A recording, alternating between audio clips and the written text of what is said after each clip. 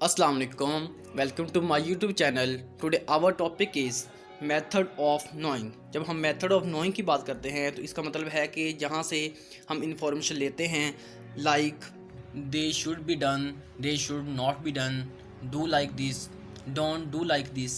Our parents, our neighbors and our grandmothers say to us. This is what our method of knowing. In some way we take information by reading books, by reading newspaper, by surfing internet. Method of knowing means where we got all the information related to a particular topic or related to a general information. We can divide method of knowing in two parts. First one is non-scientific method and second is scientific method. Non-scientific method means there are not proofs, you cannot verify particular information or you cannot prove particular things. These are now as non-scientific method.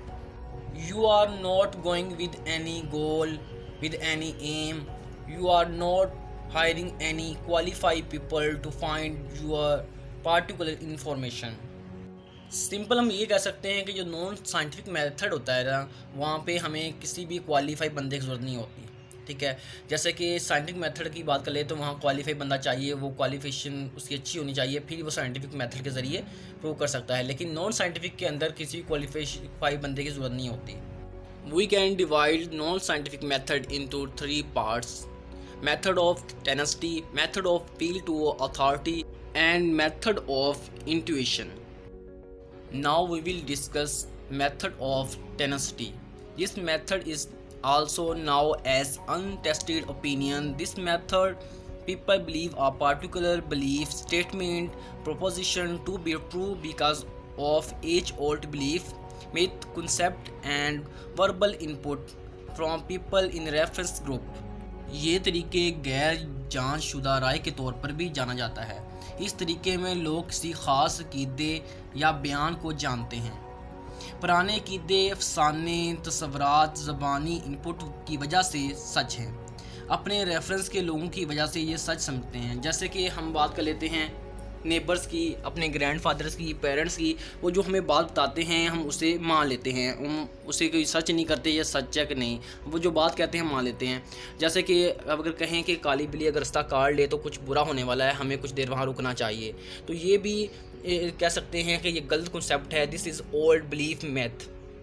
मिसाल के तौर पर अगर हम doctor से पूछेंगे तो वो कहेगा कि जो कॉपॉक्स है उसकी मेडिसिन अवेलेबल है, लेकिन जब हम अपने बुज़ुर्गों से पूछेंगे तो ग्रैंडफादर ग्रैंडमदर से पूछेंगे तो वो कहेंगे कि जो कॉपॉक्स की मेडिसिन है वो अवेलेबल नहीं है। दिस इज़ आवर बिलीफ, कि हम उसकी बात पर बिलीव कर लेते हैं, हालांकि ये अनटेस्टेड ओपिनियन होता है उनका।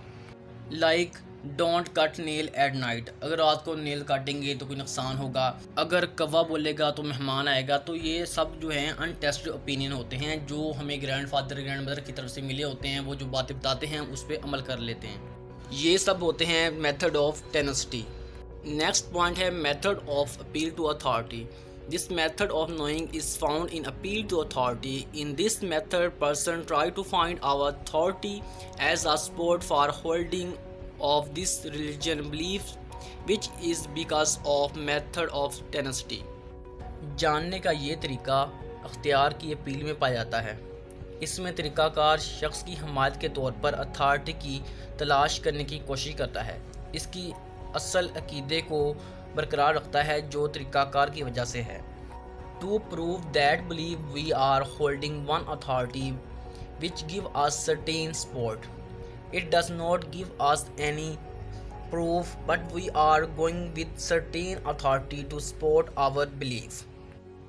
मिसाल के तौर पर अगर कोई सियासी लीडर बात करता है तो हम उसकी बात को मान लेते हैं, चाहे वो गलत है या सही है। जब ये बात हम किसी और के साथ शेयर करते हैं तो वो कहता है कि ये बात तो गलत है, लेकिन फिर उस वक्त हम जो उसका सहारा लेते हैं उस लीडर की बात का सहारा लेते हैं, उसकी सपोर्ट लेते हैं कि उसने जो बात की है वो सही है, ये बात इस बंदे ने की है।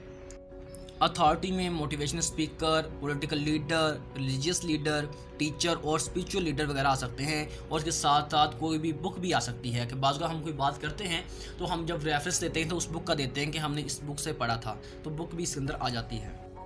नॉन साइंटिफिक मेथड का जो लास्ट पॉइंट है वो है मेथड ऑफ इंट्यूशन।